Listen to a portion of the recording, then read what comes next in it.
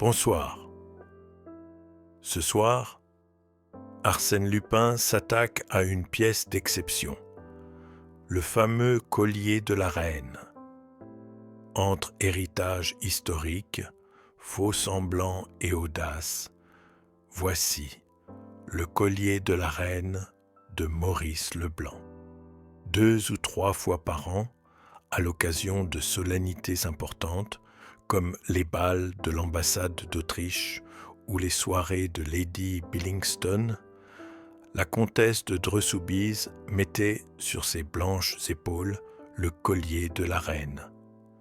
C'était bien le fameux collier, le collier légendaire que Beumer et Bassange, joailliers de la couronne, destinaient à la du Barry, que le cardinal de Rohan-Soubise crut offrir à Marie-Antoinette, reine de France, et que l'aventurière Jeanne de Valois, comtesse de la Motte, dépeça un soir de février 1785, avec l'aide de son mari et de leur complice Rétaux de Villette.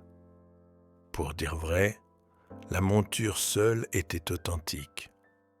Rétaux de Villette l'avait conservée, tandis que le sieur de la Motte et sa femme dispersaient aux 4 vents les pierres brutalement desserties, les admirables pierres si soigneusement choisies par Beumer. Plus tard, en Italie, il la vendit à Gaston de Dreux-Soubise, neveu et héritier du cardinal, sauvé par lui de la ruine lors de la retentissante banqueroute de Rohan-Guéméné, et qui, en souvenir de son oncle, racheta les quelques diamants qui restaient en la possession du bijoutier anglais Jeffries, les compléta avec d'autres de valeur beaucoup moindre, mais de même dimension, et parvint à reconstituer le merveilleux collier en esclavage, tel qu'il était sorti des mains de Beumer et Bassange. De ce bijou historique, pendant près d'un siècle, les Dreux-Soubise s'enorgueillirent. Bien que diverses circonstances eussent notablement diminué leur fortune, ils aimèrent mieux réduire leur train de maison que d'aliéner la royale et précieuse relique.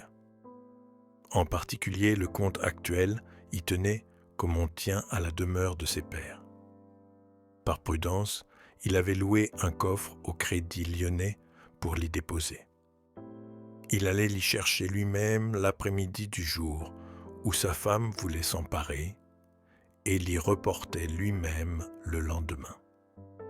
Ce soir-là, à la réception du palais de Castille, la comtesse eut un véritable succès et le roi Christian, en l'honneur de qui la fête était donnée, remarqua sa beauté magnifique. Les pierreries ruisselaient autour du cou gracieux. Les 1000 facettes des diamants brillaient et scintillaient comme des flammes à la clarté des lumières.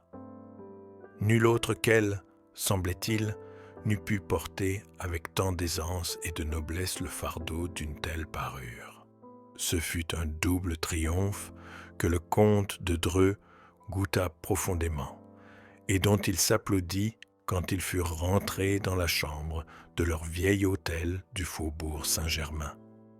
Il était fier de sa femme, et tout autant peut-être du bijou qui illustrait sa maison depuis 4 générations.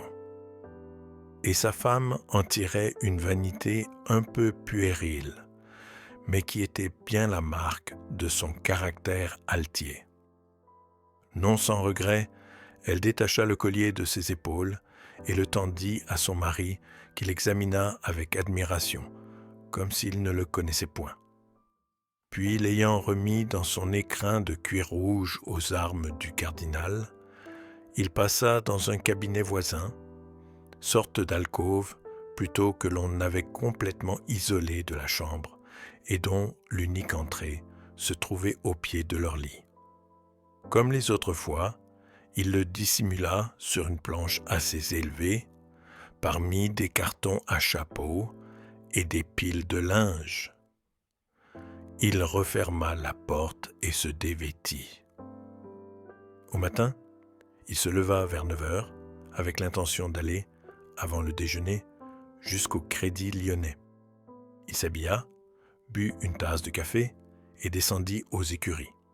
Là, il donna des ordres. Un des chevaux l'inquiétait. Il le fit marcher et trotter devant lui dans la cour. Puis, il retourna près de sa femme. Elle n'avait point quitté la chambre et se coiffait, aidée de sa bonne.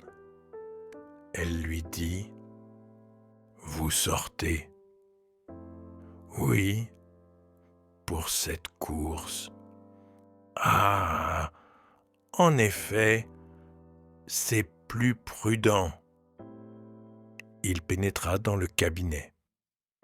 Mais, au bout de quelques secondes, il demanda, sans le moindre étonnement d'ailleurs : « Vous l'avez pris, cher ami ? » Elle répliqua : « Comment ?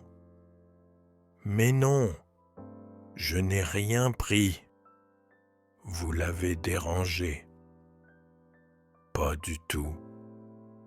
Je n'ai même pas ouvert cette porte.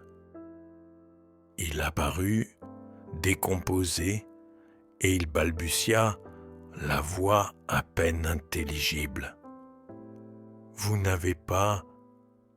Ce n'est pas vous ? » Alors, elle accourut, et ils cherchèrent fiévreusement, jetant les cartons à terre et démolissant les piles de linge. Et le comte répétait : « Inutile. Tout ce que nous faisons est inutile. C'est ici, là, sur cette planche que je l'ai mis. Vous avez pu vous tromper.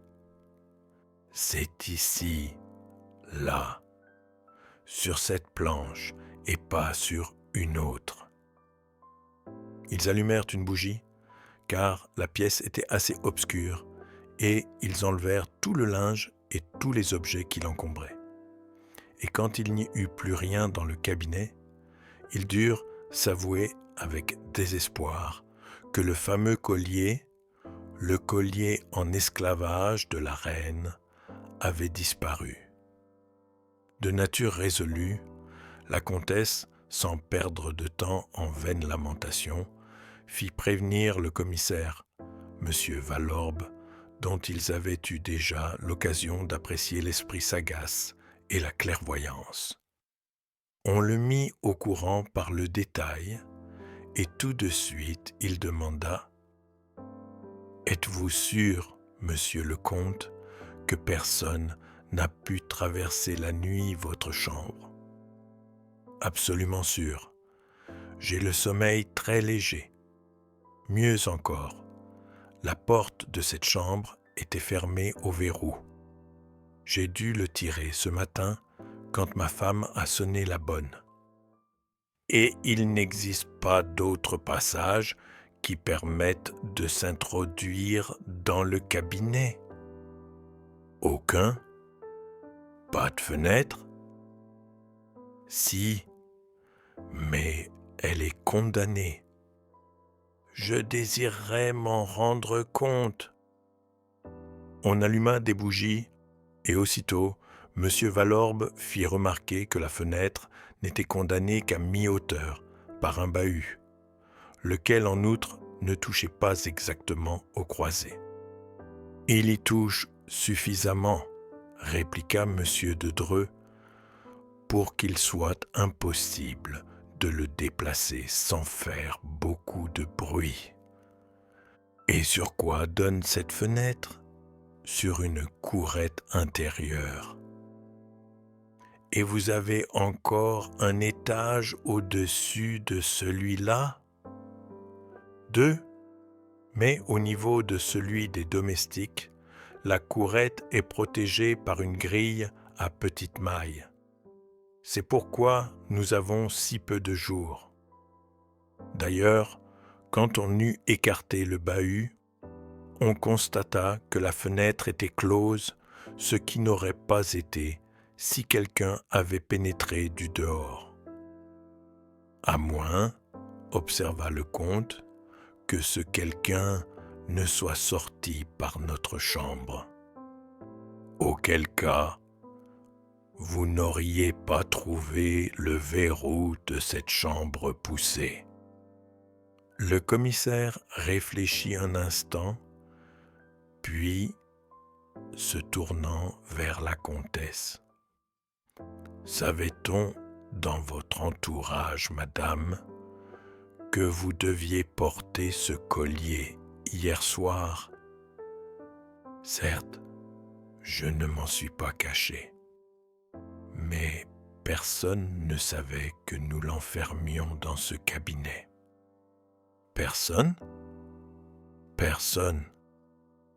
À moins que... » »« Je vous en prie, madame, précisez.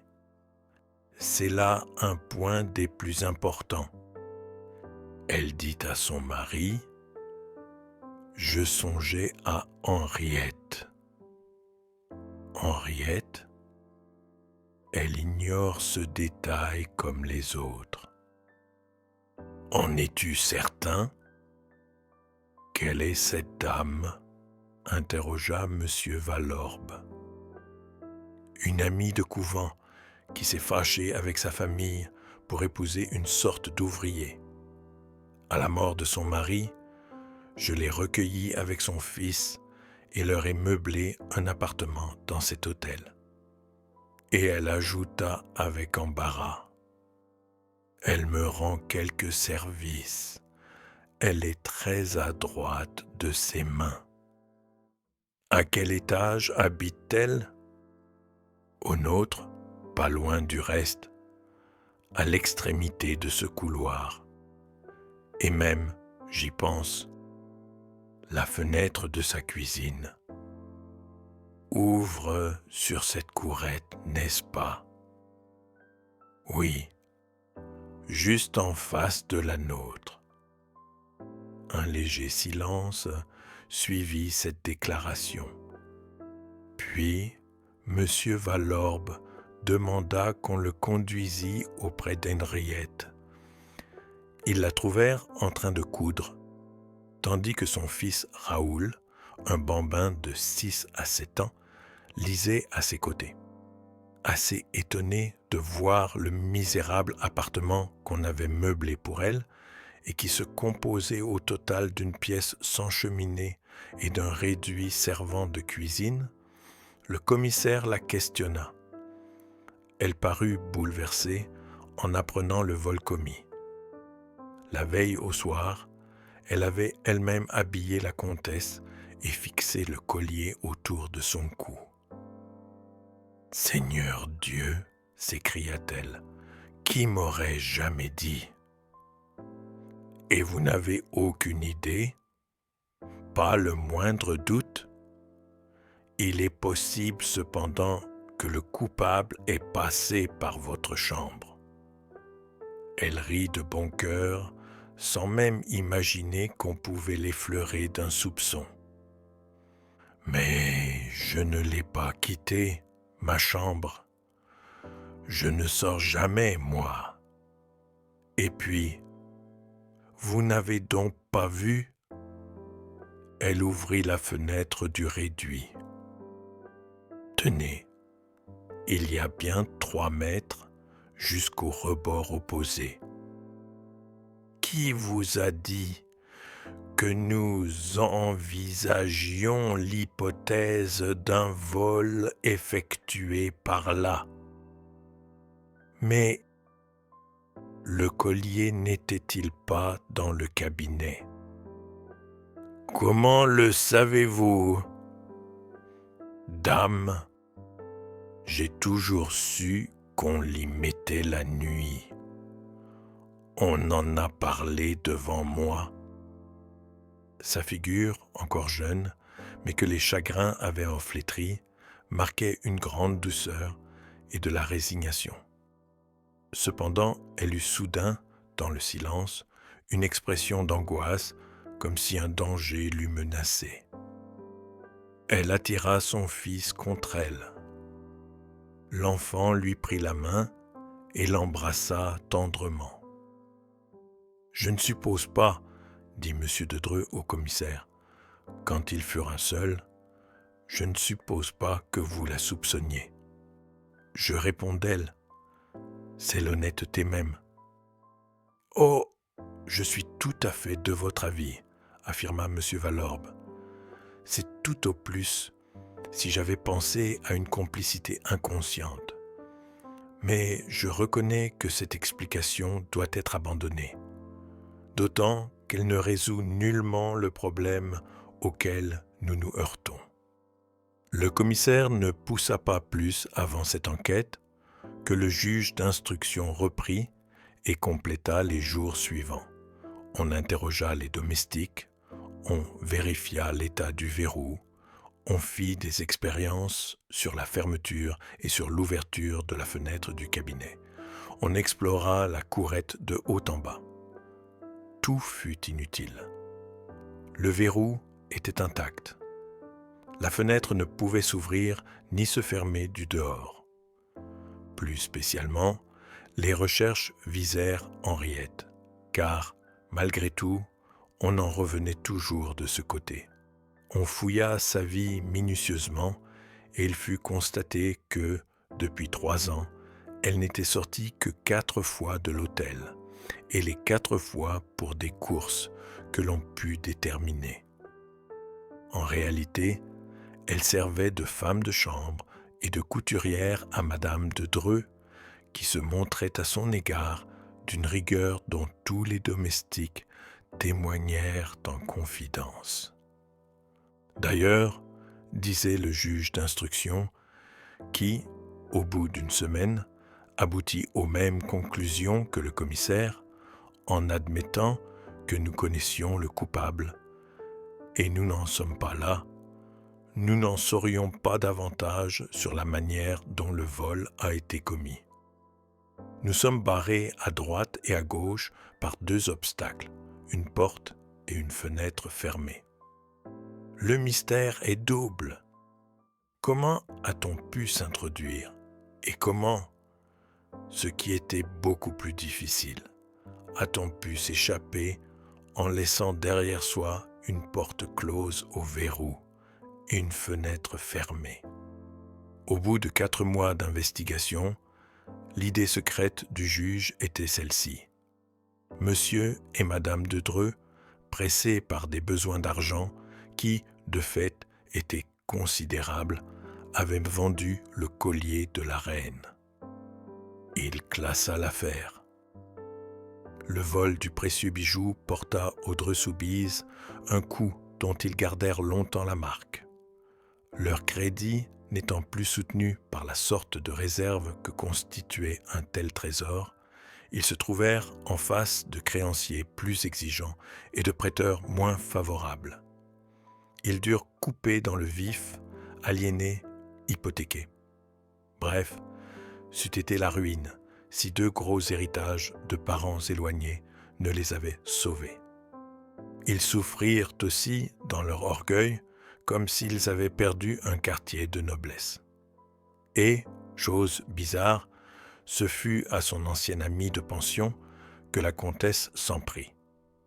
Elle ressentait contre elle une véritable rancune et l'accusait ouvertement. On la relégua d'abord à l'étage des domestiques, puis on la congédia du jour au lendemain. Et la vie coula, sans événement notable. Ils voyagèrent beaucoup. Un seul fait doit être relevé au cours de cette époque. Quelques mois après le départ d'Henriette, la comtesse reçut d'elle une lettre qui la remplit d'étonnement. « Madame, je ne sais comment vous remercier, car c'est bien vous, n'est-ce pas, qui m'avez envoyé cela? Ce ne peut être que vous. Personne autre ne connaît ma retraite au fond de ce petit village. Si je me trompe, excusez-moi, et retenez du moins l'expression de ma reconnaissance pour vos bontés passées. » Que voulait-elle dire? Les bontés présentes ou passées de la comtesse envers elle se réduisait à beaucoup d'injustices. Que signifiaient ces remerciements? Sommée de s'expliquer, elle répondit qu'elle avait reçu par la poste, en un pli non recommandé ni chargé, 2 billets de 1 000 francs. L'enveloppe, qu'elle joignait à sa réponse, était timbrée de Paris et ne portait que son adresse, tracée d'une écriture visiblement déguisée. D'où provenaient ces 2 000 francs? Qui les avait envoyés? La justice s'informa. Mais quelle piste pouvait-on suivre parmi ces ténèbres? Et le même fait se reproduisit 12 mois après, et une 3e fois, et une 4e fois, et chaque année pendant 6 ans, avec cette différence que la 5e et la 6e année, la somme doubla, ce qui permit à Henriette, tombée subitement malade, de se soigner comme il convenait. Autre différence, l'administration de la poste ayant saisi une des lettres sous prétexte qu'elle n'était point chargée, les 2 dernières lettres furent envoyées selon le règlement. La première datée de Saint-Germain, l'autre de Suresnes. L'expéditeur signa d'abord Anquetil, puis Péchard. Les adresses qu'il donna étaient fausses. Au bout de 6 ans, Henriette mourut.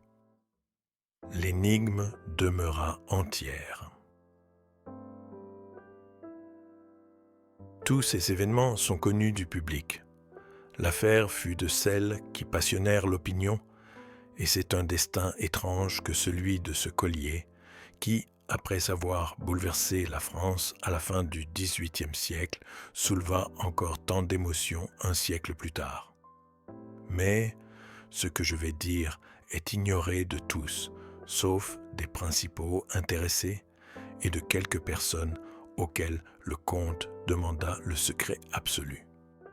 Comme il est probable qu'un jour ou l'autre, elles manqueront à leurs promesses, je n'ai, moi, aucun scrupule à déchirer le voile, et l'on aura ainsi, en même temps que la clé de l'énigme, l'explication de la lettre publiée par les journaux d'avant-hier matin, lettre extraordinaire qui ajoutait encore, si c'est possible, un peu d'ombre et de mystère aux obscurités de ce drame. Il y a 5 jours de cela, au nombre des invités qui déjeunaient chez M. de Dreux-Soubise, se trouvaient ses 2 nièces et sa cousine, et, comme homme, le président d'Essaville, le député Bochas, le chevalier Floriani que le comte avait connu en Sicile, et le général marquis de Rouzières, un vieux camarade de cercle. Après le repas, ces dames servirent le café, et les messieurs eurent l'autorisation d'une cigarette à condition de ne point déserter le salon. On causa. L'une des jeunes filles s'amusa à faire les cartes et à dire la bonne aventure. Puis, on en vint à parler de crimes célèbres. Et c'est à ce propos que M. de Rouzières, qui ne manquait jamais l'occasion de taquiner le comte, rappela l'aventure du collier. Sujet de conversation que M. de Dreux avait en horreur. Aussitôt, chacun donna son avis. Chacun recommença l'instruction à sa manière. Et, bien entendu, toutes les hypothèses se contredisaient, toutes également inadmissibles. « Et vous, monsieur ?» demanda la comtesse au chevalier Floriani. « Quelle est votre opinion ?»« Oh, moi, je n'ai pas d'opinion, madame. » On se récria. Précisément, le chevalier venait de raconter très brillamment diverses aventures auxquelles il avait été mêlé avec son père, magistrat à Palerme, et où s'était affirmé son jugement et son goût pour ces questions. « J'avoue, dit-il, qu'il m'est arrivé de réussir alors que de plus habiles avaient renoncé. Mais de là à me considérer comme un Sherlock Holmes, et puis, c'est à peine si je sais de quoi il s'agit. On se tourna vers le maître de la maison. À contre-cœur, il dut résumer les faits. Le chevalier écouta, réfléchit, posa quelques interrogations et murmura « C'est drôle. À première vue, il ne me semble pas que la chose soit si difficile à deviner. » Le comte haussa les épaules. Mais les autres personnes s'empressèrent autour du chevalier et il reprit d'un ton un peu dogmatique. En général, pour remonter à l'auteur d'un crime ou d'un vol, il faut déterminer comment ce crime ou ce vol ont été commis, ou du moins ont pu être commis. Dans le cas actuel, rien de plus simple selon moi, car nous nous trouvons en face non pas de plusieurs hypothèses, mais d'une certitude unique, rigoureuse et qui s'énonce ainsi. L'individu ne pouvait entrer que par la porte de la chambre ou par la fenêtre du cabinet. Or, on n'ouvre pas, de l'extérieur, une porte verrouillée. Donc, il est entré par la fenêtre. Elle était fermée, et on l'a retrouvée fermée, déclara nettement Monsieur de Dreux. Pour cela, continua Floriani, sans relever l'interruption, il n'a eu besoin que d'établir un pont, planche ou échelle, entre le balcon de la cuisine et le rebord de la fenêtre. Et dès que l'écrin « Mais je vous répète que la fenêtre était fermée !» s'écria le comte avec impatience. Cette fois, Floriani dut répondre. Il le fit avec la plus grande tranquillité, en homme qu'une objection aussi insignifiante ne trouble point. Je veux croire qu'elle l'était, mais n'y a-t-il pas un vasistas? Comment le savez-vous? D'abord, c'est presque une règle dans les hôtels de cette époque. Et ensuite, il faut bien qu'il en soit ainsi, puisque, autrement, le vol est inexplicable. En effet, il y en a un, mais il était clos, comme la fenêtre. On n'y a même pas fait attention. C'est un tort, car si on y avait fait attention, on aurait vu évidemment qu'il avait été ouvert. Et comment? Je suppose que, pareil à tous les autres, il s'ouvre au moyen d'un fil de fer tressé, muni d'un anneau à son extrémité inférieure. Oui. Et cet anneau pendait entre la croisée et le bahut. Oui, mais je ne comprends pas. Voici. Par une fente pratiquée dans le carreau, on a pu, à l'aide d'un instrument quelconque, mettons une baguette de fer pourvue d'un crochet, agripper l'anneau, peser et ouvrir. Le comte ricana. « Parfait, parfait. Vous arrangez tout cela avec une aisance. Seulement, vous oubliez une chose, cher monsieur, c'est qu'il n'y a pas eu de fente pratiquée dans le carreau. » Il y a eu une fente. Allons donc, on l'aurait vu. Pour voir, il faut regarder, et l'on n'a pas regardé. La fente existe. Il est matériellement impossible qu'elle n'existe pas. Le long du carreau, contre le mastic, dans le sens vertical, bien entendu. Le comte se leva. Il paraissait très surexcité. Il arpenta 2 ou 3 fois le salon d'un pas nerveux et, s'approchant de Floriani, « Rien n'a changé là-haut depuis ce jour. Personne n'a mis les pieds dans ce cabinet. En ce cas, monsieur, il vous est loisible de vous assurer que mon explication concorde avec la réalité. Elle ne concorde avec aucun des faits que la justice a constatés. Vous n'avez rien vu, vous ne savez rien, et vous allez à l'encontre de tout ce que nous avons vu et de tout ce que nous savons. Floriani ne sembla point remarquer l'irritation du comte, et il dit en souriant : « Mon Dieu, monsieur, je tâche de voir clair. Voilà tout. Si je me trompe, prouvez-moi mon erreur. Sans plus tarder, j'avoue qu'à la longue, votre assurance. » Monsieur de Dreux mâchonna encore quelques paroles, puis, soudain, se dirigea vers la porte et sortit. Pas un mot ne fut prononcé. On attendait anxieusement, comme si, vraiment, une parcelle de la vérité allait apparaître. Et le silence avait une gravité extrême. Enfin, le comte apparut dans l'embrasure de la porte. Il était pâle et singulièrement agité.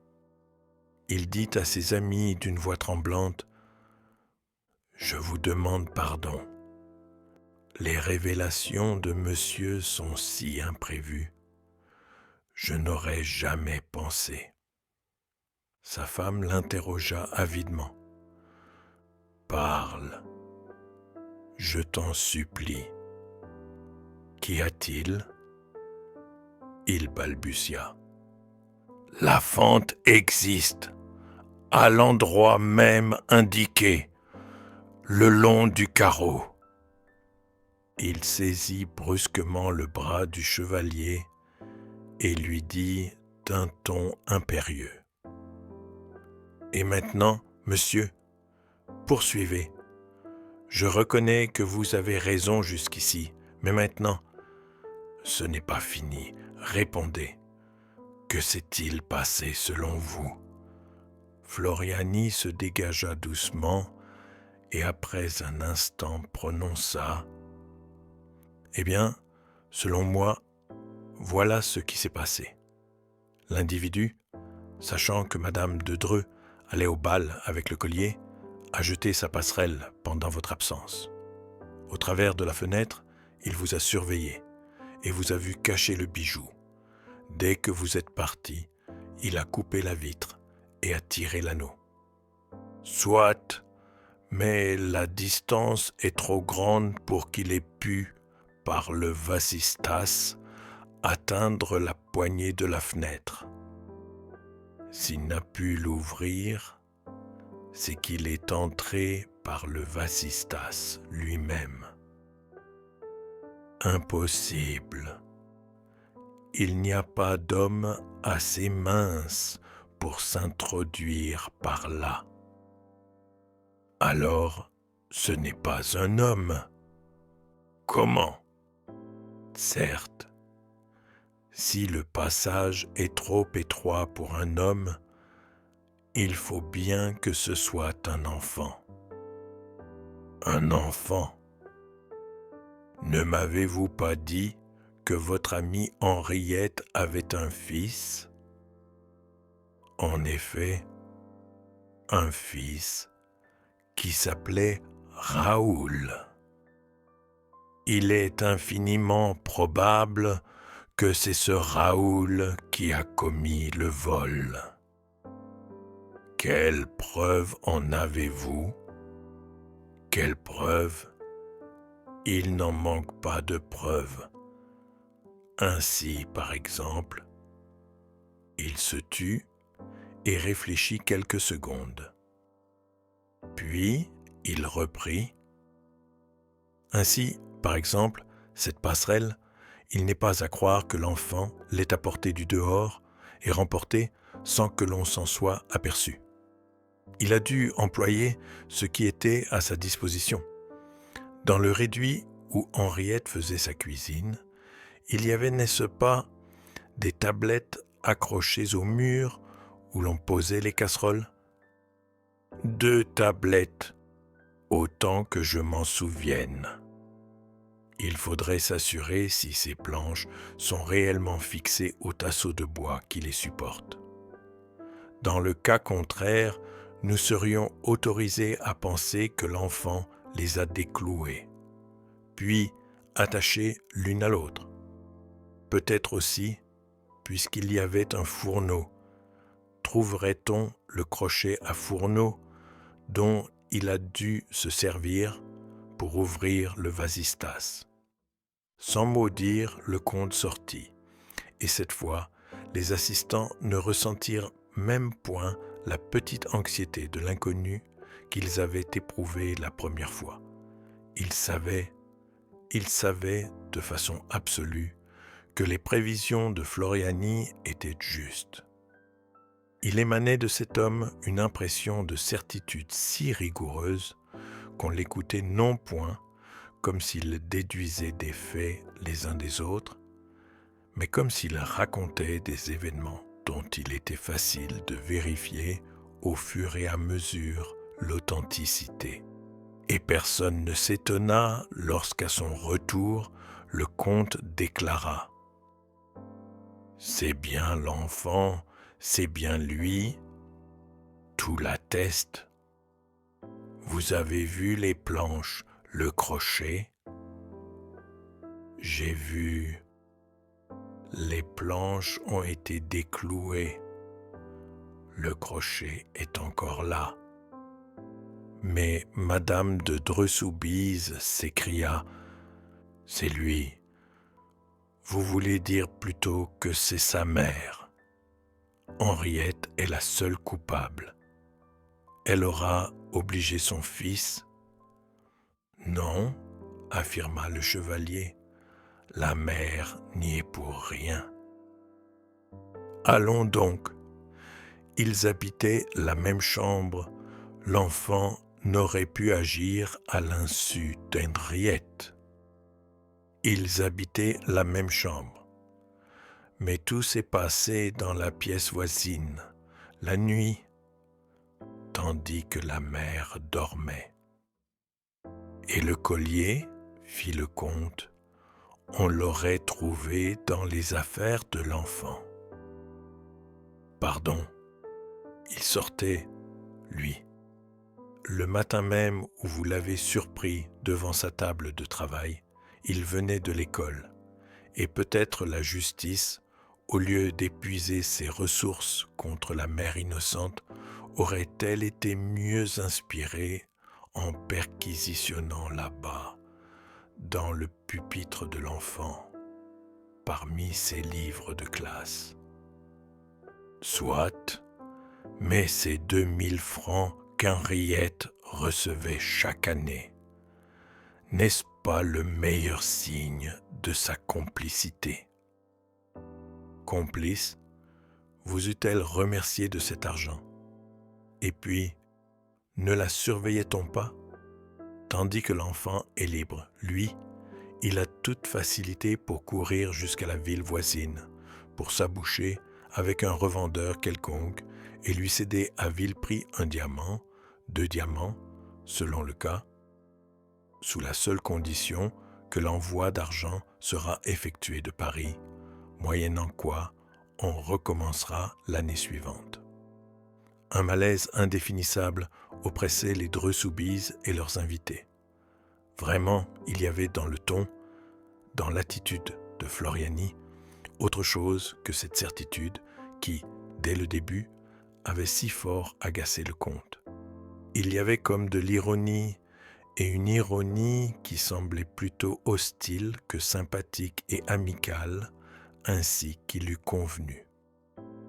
Le comte affecta de rire. « Tout cela est d'un ingénieux qui me ravit, mes compliments. Quelle imagination brillante !»« Mais non, s'écria Floriani avec plus de gravité. Je n'imagine pas, j'évoque des circonstances qui furent inévitablement telles que je les montre. Qu'en savez-vous? Ce que vous-même m'en avez dit. Je me représente la vie de la mère et de l'enfant, là-bas, au fond de la province, la mère qui tombe malade, les ruses et les inventions du petit pour vendre les pierreries et sauver sa mère, ou tout au moins adoucir ses derniers moments. Le mal l'emporte. Elle meurt. Des années passent, l'enfant grandit, devient un homme. Et alors, et pour cette fois, je veux bien admettre que mon imagination se donne libre cours. Supposons que cet homme éprouve le besoin de revenir dans les lieux où il a vécu son enfance, qu'il les revoie, qu'il retrouve ceux qui ont soupçonné, accusé sa mère. Pensez-vous à l'intérêt poignant d'une telle entrevue dans la vieille maison où se sont déroulées les péripéties du drame? Ces paroles retentirent quelques secondes dans le silence inquiet, et sur le visage de monsieur et madame de Dreux se lisait un effort éperdu pour comprendre, en même temps que la peur, que l'angoisse de comprendre. Le comte murmura : « Qui êtes-vous donc, monsieur ? » ?»« Moi, mais le chevalier Floriani, que vous avez rencontré à Palerme, et que vous avez été assez bon de convier chez vous déjà plusieurs fois. » « Alors que signifie cette histoire ? » ?»« Oh, mais rien du tout. C'est un simple jeu de ma part. J'essaie de me figurer la joie que le fils d'Henriette, s'il existe encore, aurait à vous dire qu'il fut le seul coupable, et qu'il le fut parce que sa mère était malheureuse, sur le point de perdre la place de domestique dont elle vivait, et parce que l'enfant souffrait de voir sa mère malheureuse. Il s'exprimait avec une émotion contenue, à demi levée, et penché vers la comtesse. Aucun doute ne pouvait subsister. Le chevalier Floriani n'était autre que le fils d'Henriette. Tout, dans son attitude, dans ses paroles, le proclamait. D'ailleurs, n'était-ce point son intention évidente, sa volonté même d'être reconnu comme tel ? Le comte hésita. Quelle conduite allait-il tenir envers l'audacieux personnage ? Sonner ? Provoquer un scandale ?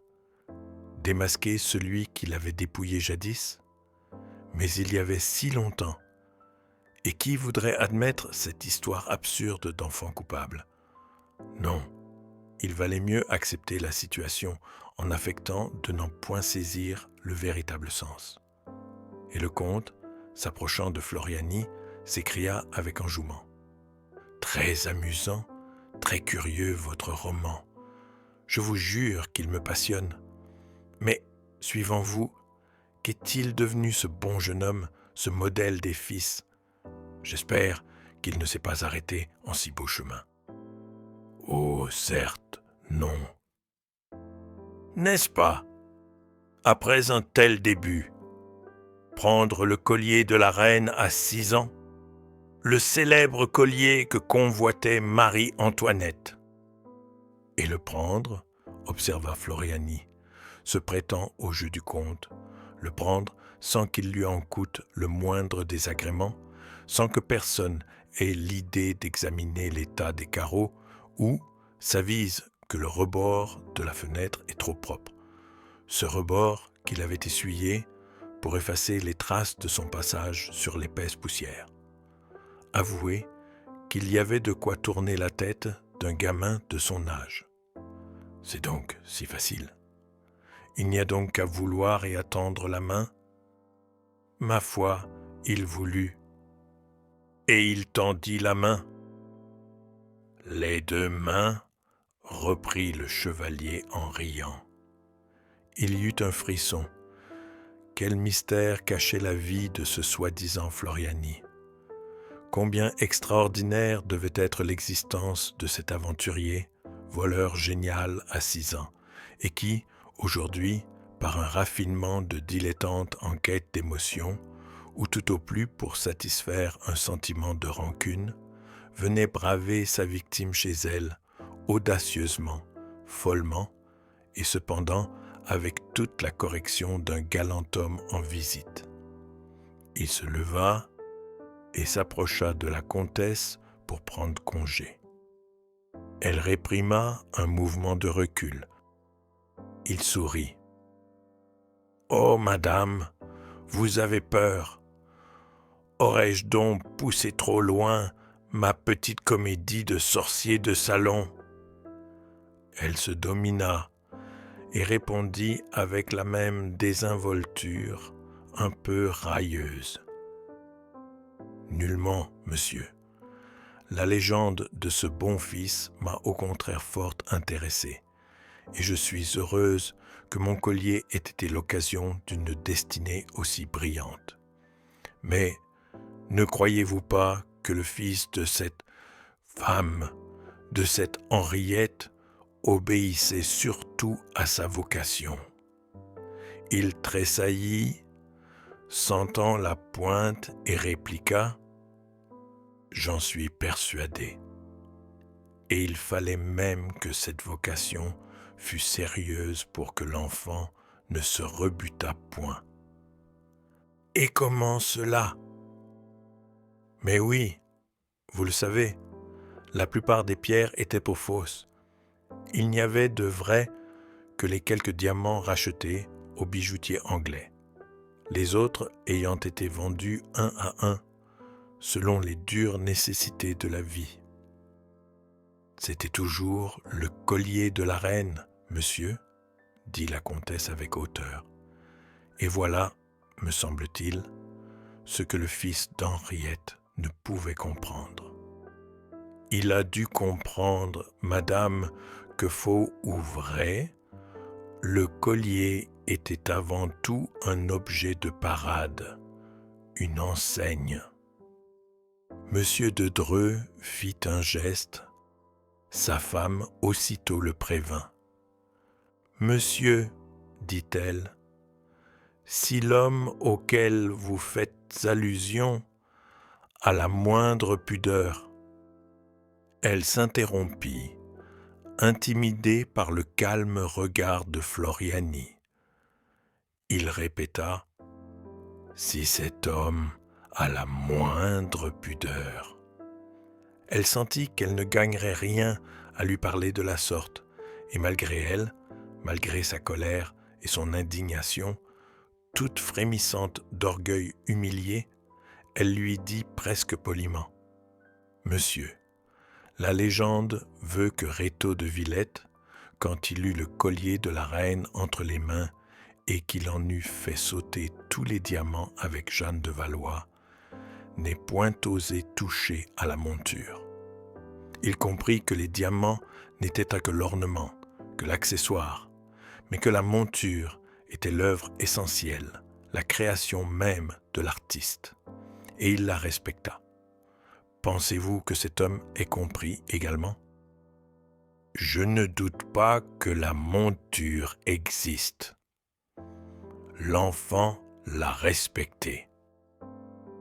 Eh bien, monsieur, s'il vous arrive de le rencontrer, vous lui direz qu'il garde injustement une de ces reliques qui sont la propriété et la gloire de certaines familles, et qu'il a pu en arracher les pierres sans que le collier de la reine cessât d'appartenir à la maison de Dreux-Soubise. Il nous appartient comme notre nom, comme notre honneur. » Le chevalier répondit simplement : « Je le lui dirai, madame. » Il s'inclina devant elle, salua le comte, salua les uns après les autres tous les assistants et sortit. 4 jours après, madame de Dreux trouvait sur la table de sa chambre un écrin de cuir rouge aux armes du cardinal. Elle ouvrit. C'était le collier en esclavage de la reine. Mais, comme toutes choses doivent, dans la vie d'un homme soucieux d'unité et de logique, concourir au même but et qu'un peu de réclame n'est jamais nuisible, le lendemain, l'Écho de France publiait ces lignes sensationnelles. Le collier de la reine, le célèbre bijou historique dérobé autrefois à la famille de Dreux-Soubise, a été retrouvé par Arsène Lupin. Arsène Lupin s'est empressé de le rendre à ses légitimes propriétaires. On ne peut qu'applaudir à cette attention délicate et chevaleresque.